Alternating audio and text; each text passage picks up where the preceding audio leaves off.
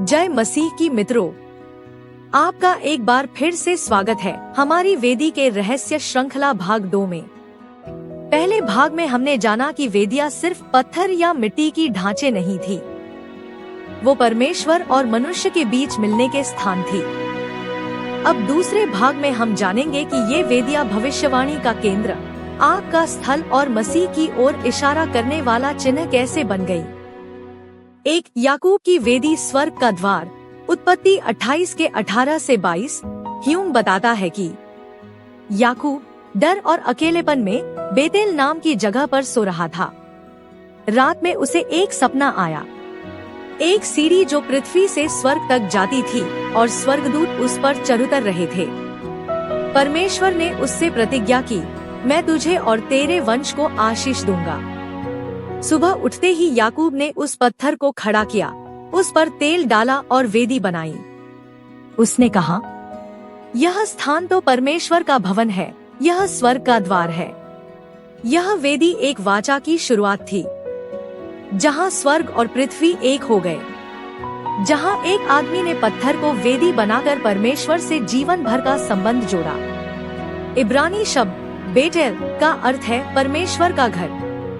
2 एलिय्याह की वेदी स्वर्ग से अग्नि। पहला राजा 18 के 30 से 39 मी। इस्राएल के लोग बैल के देवता बाल की पूजा में फंस चुके थे।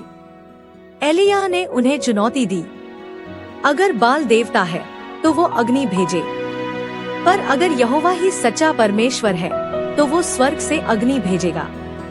एलिय्याह ने टूटी हुई यहोवा की वेदी को पुनः स्थापित किया। 12 पत्थरों से वेदी बनाई, इस्राएल के 12 गोत्रों के प्रतीक। बलिदान रखा, पानी डाला और प्रार्थना की, और तभी स्वर्ग से आग गिरी। बलिदान, लकड़ियाँ, पत्थर, पानी सब जल गए। यह वेदी साबित करती है कि जब सच्ची वेदी बहाल होती है तब स्वर्ग प्रतिक्रिया करता है। 3 अग्नि और आत्मा का रहस्य। लूका 3 का 16।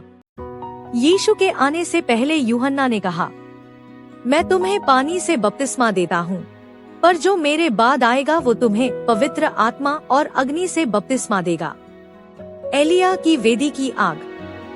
पिन्तेकुस्त के दिन पवित्र आत्मा की आग बनकर उतरी। 4 दाऊद की वेदी दया और बलिदान। दूसरा शमूएल 24 का 18 से 25। जब दाऊद के कारण देश में विपत्ति आई, परमेश्वर ने कहा, अरावना के खलिहान में वेदी बनाओ। दाऊद ने बलिदान चढ़ाया और आग स्वर्ग से उतरी।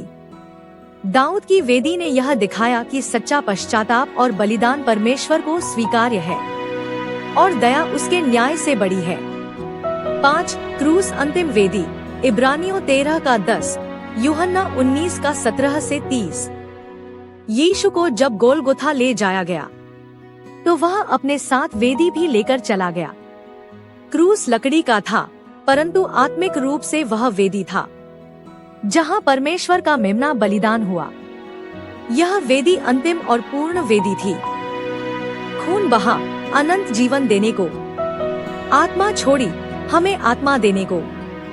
पर्दा फट गया ताकि हम परमेश्वर के निकट आ सके।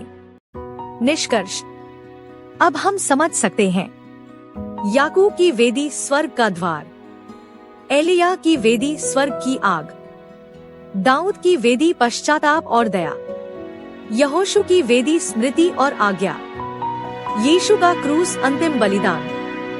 पर क्या आप जानते हैं, अब भी बहुत कुछ है जो इस विषय में जानना बाकी है, और इसीलिए जुड़ रहिए हमारे आने वाले वेदी के रहस्य भाग 3 से। शालोम।